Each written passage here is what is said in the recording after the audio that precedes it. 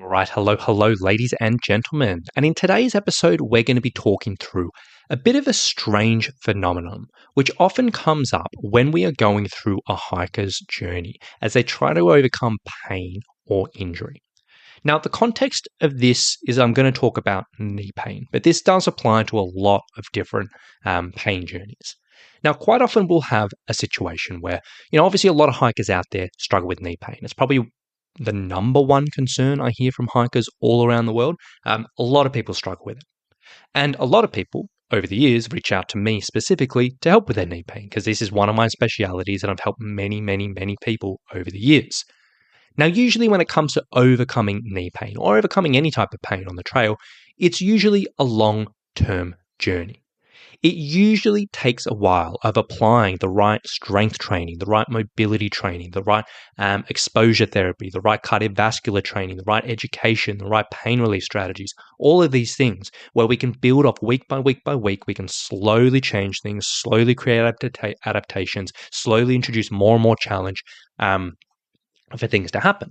Usually pain prevention journeys, especially if you've been dealing with them for a while, it's a long-term journey, and any type of training usually will take a while before differences occur. But every once in a while, and I won't say this is super common, but it does happen every once in a while, we get a bit of a different situation. We take someone onto our training programs. We have a chat, they decide to come on board our training, we put together a program for you, and they go through the program for a week or so. They go through some strength sessions, some recovery mobility, maybe some cardio, whatever it may be. And after a week or so, they report back saying, oh my gosh, my knee is feeling so much better. Now, this isn't super common, but it probably has happened a dozen or so times over the last couple of years or last few years. And it's an interesting phenomenon. Always get that word. Now, to be clear, before I go any further, while this situation does happen, and it's happened numerous times, I am not claiming that my programs or my training can fix your knee pain in a week. I am not claiming that I can fix your knee pain in a week or anything like that, because I know it takes much longer to develop strength, to develop endurance, develop resilience, and make those long-term changes I was talking about before. It absolutely takes longer. You can see some short changes in regards to strength, but not to the significant levels that that's going to affect your knee pain. So if all those things that we're aiming for do take quite a while, why do we occasionally see people who see such quick changes? Well, some people put it down to their strength, but as I said, it does take longer for that to develop. Some people put it down to their mobility and they're like, hey, I did the mobility session a couple of times this week and I'm feeling so much looser. But that in itself does take a lot more time to actually see significant lasting changes to mobility. It does take a lot more time to get the effects out of exposure therapy or whatever it may be. Any of the strategies, it really does take a while. So if nothing's really had a time to change in the body significantly, what is actually causing this difference that we can see when people say, I feel so much better?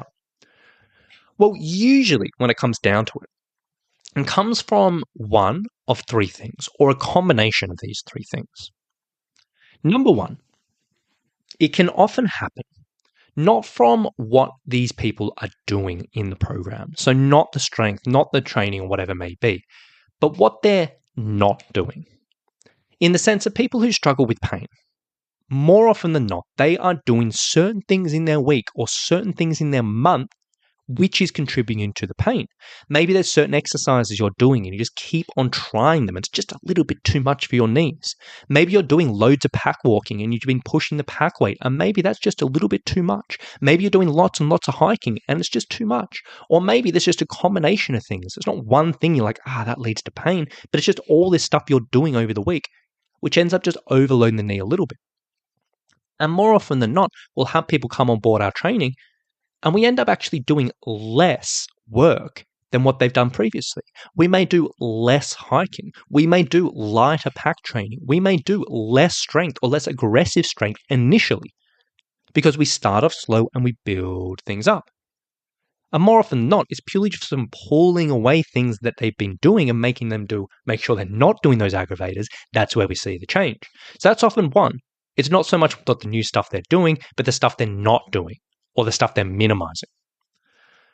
The second situation or a second contributor to this we often see is just purely from movement.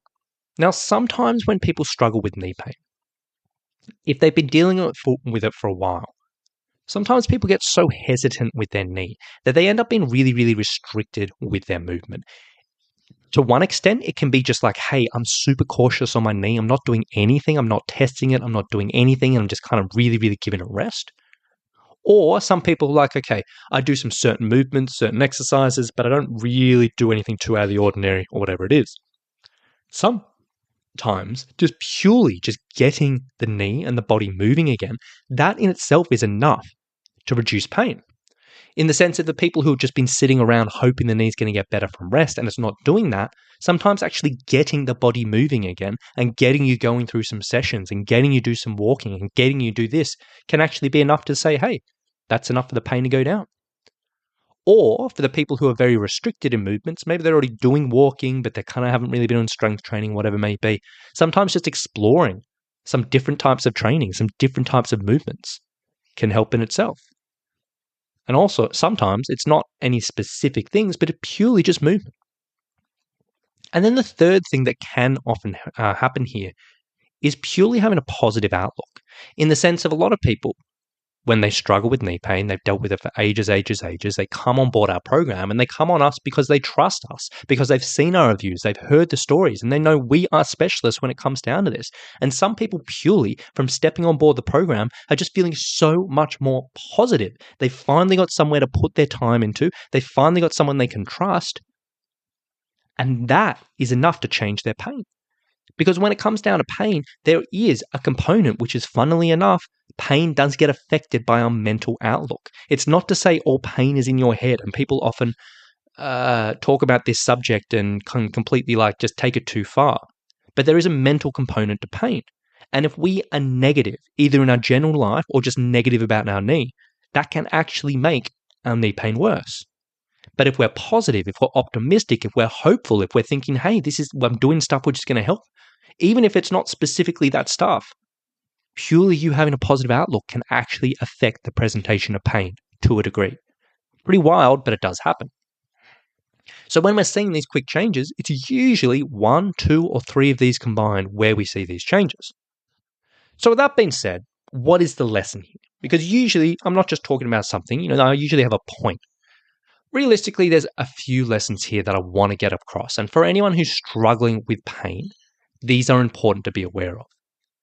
Number 1 is if you start a training program, doesn't matter what training program it is, but if you start a program, you struggle with pain, and within a week, you start to see some amazing results, and you're like, oh my gosh, I feel so much better. That's awesome. That's great. But please just know you need to stay the course.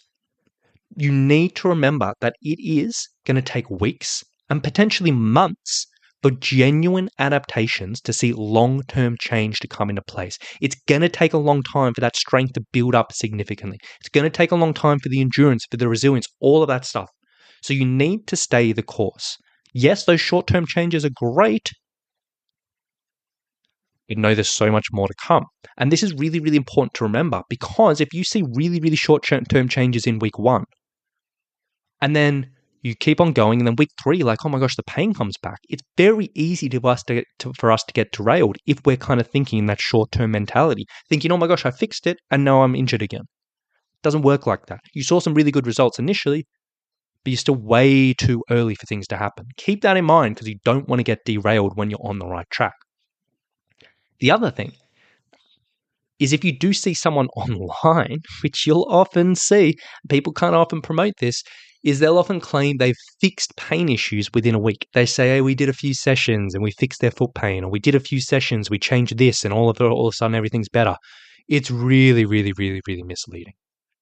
Yes, people can see a nice change. As I said, there are things that can see a really good temporary change, and that's all well and good, but no one can claim they fixed you in a week. No one can claim it's a long-term change in a week. No one can claim this. And if they are, they're being really misleading. So don't get sucked in there. Yeah, you can explore it. You can chat with it and maybe do those things. That's cool.